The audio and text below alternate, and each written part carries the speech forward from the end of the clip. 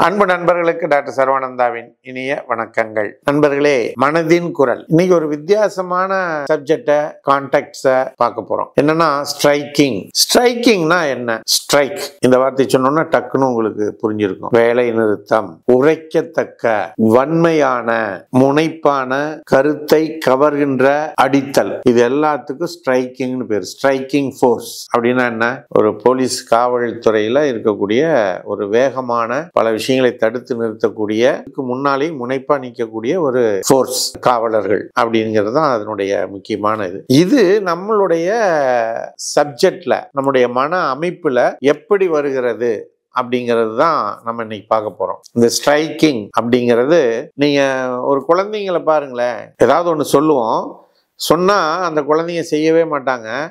ஆனா திருப்பி நம்ம 2-3 தடவை ரிப்பீட் பண்ணோம்னா அந்த செயலை நிறுத்திட்டு அப்படியே ஓரமா நின்றுருவாங்க. தங்களுடைய எதிர்ப்பை காண்பிக்கிற முறை குழந்தைகள். இதுதான் ஸ்ட்ரைக்கிங் அப்படிங்கிறதுல ஒரு மன அமைப்பு, குழந்தைகளுக்கு ஏற்படக்கூடிய ஒரு மன அமைப்பு. இன்னொரு விஷயம் என்னன்னா, ஒரு விஷயத்த சொல்லிட்டோம்னா அவங்க என்ன பண்ணுவாங்க, செவுத்துல போய் மட்டும் இடிச்சுக்குவாங்க. இது ஒரு வகையான மன அமைப்பு. அடுத்து ஒரு செயல்ல ரொம்ப ஆர்வமா ஈடுபடுவது, இது ஒரு வகையான மன அமைப்பு. அடுத்து கற்பனையாக நினைக்கின்ற பொருட்கள், அது எல்லாத்தையும் ஏதோ நம்ம வச்சிருக்கிற மாதிரி ஒரு எண்ண ஓட்டத்தோட அப்படியே கற்பனையிலேயே நிலைச்சு நிக்கிறது.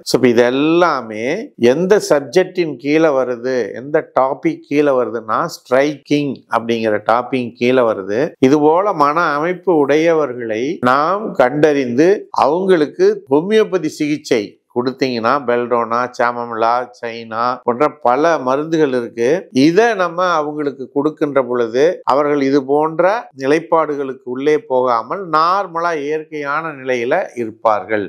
மனதின் குரல் என்பது நாம கொஞ்சம் டெப்தா ஆழமா புரிந்து கொண்டு நடைமுறைக்கு கொண்டு வர வேண்டிய ஒரு விஷயம். இதை புரிஞ்சுக்கிட்டு நடைமுறைக்கு கொண்டு வந்துட்டோம் அப்படின்னா நம்ம உடம்புல இருக்கக்கூடிய பல்வேறு வியாதிகள், கேன்சர் வியாதிகள் முதற்கொண்டு மாற்றம் அடைவதற்கும், நல்ல ஒரு ஹெல்த்தியான இஷ்யூ நிலைக்கு வருவதற்கும் நிச்சயமாக உதவும். மனம் மாற்றங்கள், மனம் ஆச்சரியங்கள், மனதில் ஏற்படக்கூடிய விழுமியங்கள், மனதில் ஏற்படக்கூடிய துக்கம், துயரம், வேதனை, விரக்தி அனைத்துமே நம்முடைய உடலினுடைய செல்களிலே பல மாற்றங்களை கொண்டு வந்து பல வியாதிகளையும் பிரச்சனைகளையும் உயிர்கொல்லி நோய்களையும் உருவாக்கக்கூடியதாக இருக்கின்றது என்பதனை நாம் புரிந்து கொள்ள வேண்டும் என்று கேட்டு, இது போன்ற செய்திகள் உங்களை சேருவதற்கு சர்வம் யூடியூப் சேனலை உடனடியாக சப்ஸ்கிரைப் செய்யுங்கள் என்று கேட்டு வாய்ப்பளித்த சர்வம் யூடியூப் சேனலுக்கு நன்றி கூறி விடைபெறுகிறோம். நன்றி, வணக்கம்.